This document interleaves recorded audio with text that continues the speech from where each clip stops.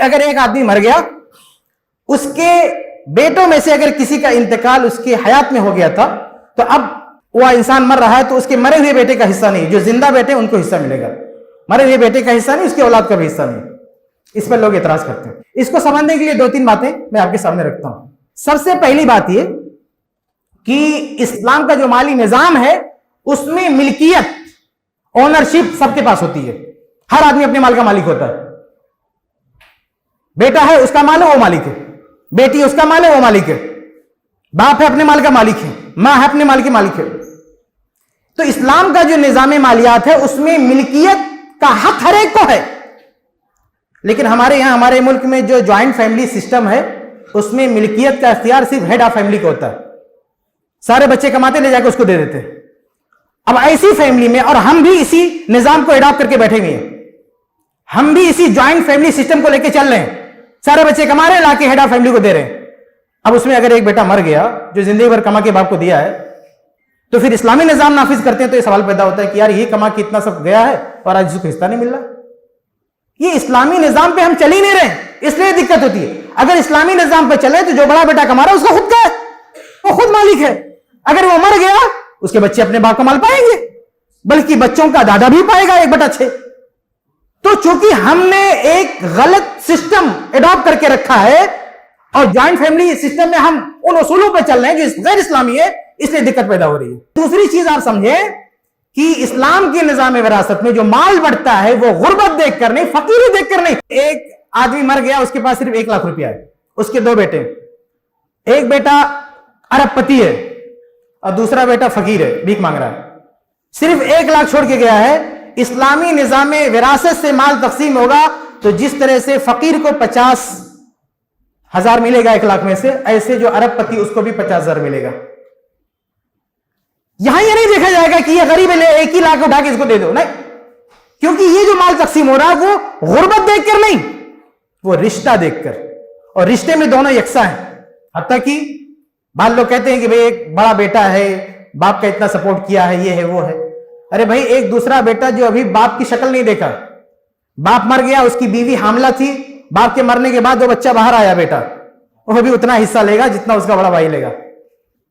ये रिश्ते की कुव्वत में दोनों यकसा है, तो रिश्ते की कुव्वत यकसा है तो यकसा माल मिलेगा। तो ये दूसरी चीज आप समझे कि इस्लाम के निजाम विरासत में जो माल बढ़ता है वो गुर्बत देखकर नहीं, फकीरी देखकर नहीं, उसके लिए ज़कात का निजाम है। रिश्ता है, रिश्ते की कुव्वत है, रिश्ते का कुर्ब है तो माल मिलेगा, नहीं तो नहीं मिलेगा। ये दूसरी चीज समझे आप। तीसरी बात यह भी मेरे भाइयों कि यहां एक ताल्लुक और एक लिंक भी देखा जाता है वारिस और मुअर्रिस के बीच में। दोनों के बीच में क्या ताल्लुक है, वो ताल्लुक असल में इस्तेहकाक पैदा करता है। मैं आपको मिसाल दूं, एक दादा है, दादा जिसके 3 बेटे थे, एक मर गया। एक दादा के 3 बेटे थे, एक मर गया, 2 ही बचे। अब दादा आखिरी उम्र में बीमार हो गया, उसके इलाज की जरूरत है, 20-50 लाख लगेंगे इलाज में, उसकी कोई देखभाल नहीं कर रहा, तो दुनिया किसको पकड़ेगी इलाज कराने के लिए? उसके 2 बेटे जिंदा है, एक बेटा और था लेकिन मर गया, उसके परिवार है, उसके बाल बच्चे हैं, पोता है उसके, लेकिन उसका बेटा मर गया। 2 बेटे हैं, तीसरा भी था वो मर गया। अब उसको इलाज की जरूरत है, संभालने की जरूरत है, तो दुनिया किसका दरवाजा खटखटाएगी कि तेरा बाप मर रहा है, चल के सवाल?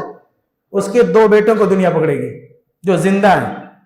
जो मर गया उसको कब्र में जाके नहीं उठाएंगे और ना उसके बच्चों को उठाएंगे कि तू चल अपने दादा को देख।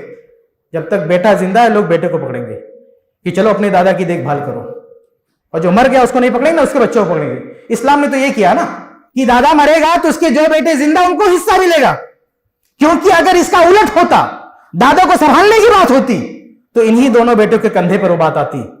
इसलिए जब संभालने में, देने में यही जिम्मेदार है तो लेने की बात आएगी तो इन्हीं का हक बनता है, पोतों का नहीं। हां, अगर 3 बेटे थे, तीनों मर गए, अब दादा बीमार है तो लोग पोतों को पकड़ेंगे कि भैया तुम्हारा दादा बीमार है, चल के इलाज कराओ। तो इस केस में इस्लाम भी पोतों को हिस्सादार बना देता है। सारे बेटे मर गए, पोते, इस्लाम कहता है सबका हिस्सा है। लेकिन अगर कोई बेटा जिंदा है तो उस वक्त कोई नहीं कहेगा कि चलो पोते तुम चल के इलाज कराओ, बेटों को पकड़ेंगे। तो इस्लाम ने भी बेटों का हक रखा है। हां, अगर पोता भी हिस्सा बटाए इलाज में तो कोई मना नहीं करेगा, अच्छी बात है, वो ऑप्शन इस्लाम ने भी रखा है दादे के लिए। कि अगर दादा भी वसीयत के जरिया दिलाना चाहे तो कोई प्रॉब्लम नहीं है, दिला दे, कोई मसला नहीं है। तो वसीयत का एक रास्ता है, वो ऑप्शनल है, वो कंपलसरी नहीं है। जैसे दादा के 2 बेटे जिंदा हैं तो पोते इलाज में हिस्सा नहीं, ये ऑप्शनल है, दुनिया मजबूर नहीं करेगी, दुनिया फोर्स करेगी बच्चों को, लेकिन अगर ये पोते भी आगे बढ़ के कुछ करना चाहे दुनिया सराहेगी।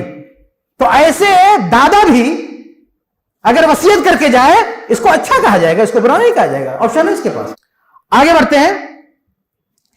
एक मसला और भी है कि बच्चे अगर यतीम है, देखिए यहां पर जो है जज्बाती अंदाज में बात की जाती है, हमेशा यह तस्वीर किया जाता है कि दादा की हयात में बच्चों का इंतकाल हो गया तो जो यतीम बच्चे हैं वो यतीम ही का तस्वीर होता है कि छोटे बच्चे कहां जाएंगे। अरे भाई जरूरी है कि वो बच्चे छोटे हो, पोते बहुत बड़े भी हो सकते हैं, लेकिन ऐसा भी हो सकता है कि वो बच्चे हों, लेकिन हमेशा उसी का हवाला देखिए कि बच्चे कहां जाएंगे। अरे हो सकता है बच्चे बहुत बड़े हों, हो सकता है बच्चे बहुत बड़े हों, बहुत कमा रहे हों, लेकिन चलो मान लेते हैं कि पोते यतीम हैं, छोटे हैं, उनका पुरसाने हाल कोई नहीं है, तो जिंदगी में दादा का यह फर्ज होगा कि उनकी देखभाल करे। वो अलल वारिस मिस्ल ज़ालिक जो कुरान की आयत है उस हवाले से जिम्मेदारी होती है कि जिससे विरासत का कनेक्शन होता है। अगर जिंदगी में नफक़े की जिम्मेदारी होती है तो जिम्मेदार होता है। तो जब हम ये कहते हैं कि दादा की मरने के बाद उसकी विरासत में उसका हिस्सा नहीं, इसका मतलब नहीं कि जिंदगी में भी कुछ नहीं है। जिंदगी में जब तक दादा जिंदा है और उसके सामने उसका बेटा मर गया तो अपने पोतों की देखभाल की जिम्मेदारी अब बाप से मुंतकिल होकर दादा पे चली जाती है। और ये एहसान नहीं होगा, दादा का फर्ज होगा कि जब तक सांस ले रहा है अपने पोतों की देखभाल करे, और देखभाल करते करते उसकी सारी प्रॉपर्टी खत्म हो जाए और मरने के बाद अपने बच्चों के लिए भी ना बचे तो भी ये चलेगा, लेकिन यतीम पोतों को बेसहारा नहीं छोड़ सकता दादा। ये मसला विरासत का नहीं है, ये मसला नफके का है, ये मसला विरासत का नहीं है। जान रखिए, इसको मिक्स करते लोग कि उनका कौन देखभाल करेगा। भाई ये नफके का मसला, विरासत का मसला नहीं है। नफके का पूरा निजाम अलग है इस्लाम में और विरासत का पूरा निजाम अलग है। तो इसलिए अगर दादा की हयात में बाप का इंतकाल हो गया, पोते हैं, अगर वो छोटे हैं, कमजोर हैं, तो जिम्मेदारी उनके दादा की है। दादा मर गया, उसके बड़े भाई हैं तो उसकी जिम्मेदारी, और विरासत का जो चैन है ना उसी हिसाब से जिम्मेदारी मुंतकिल होती जाएगी। कोई नहीं है, अगर मान लो कोई भी नहीं है, बैतुल माल की जिम्मेदारी है, इस जो इस्लामी हुकूमत है उसकी जिम्मेदारी है, या जो मुआशरे में बड़े लोग हैं उनकी जिम्मेदारी है, लेकिन उनकी गुर्बत व इफलास का हवाला देके निजाम विरासत को करप्ट नहीं कर सकते, उसमें कोई करप्शन नहीं कर सकते आप।